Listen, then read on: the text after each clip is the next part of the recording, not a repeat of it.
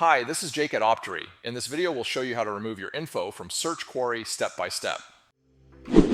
By the way, this is brought to you by Optery, the best company for removing your personal information from the internet. Let's jump in. To opt out from Search Quarry first, go to their website. Scroll all the way to the bottom to the Quick Links section. Click the Exercise My Privacy Rights link. In the form provided, enter your first name, last name, state, and city where you live, and then click Submit. A list of reports will appear. Find your personal information from the list. Click the box under Select Record and then click the red Remove Data button.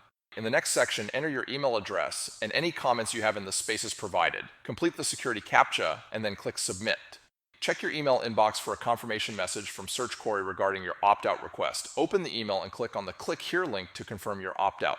Once your opt-out request has been processed, you will receive confirmation that your request has been completed and your personal information has been removed from the Search Quarry website. Congratulations on opting out of Search Quarry. You have taken a simple but important step towards reclaiming your privacy. However, there are hundreds of people search sites. They are constantly changing, and it's nearly impossible to stay on top of these data brokers. That is why Optery offers the free exposure report. The exposure report shows screenshots from sites that have your data with links to let you see that data right on the site. Use the exposure report and our how-to guides to opt yourself out for free or sign up for an Optery paid plan, and Optery will handle the monitoring and removals for you and your family members. Bonus tip: if you're a business owner worried about the security of your employees, we also have Optery for Business. Go to optery.com to sign up for your free exposure report.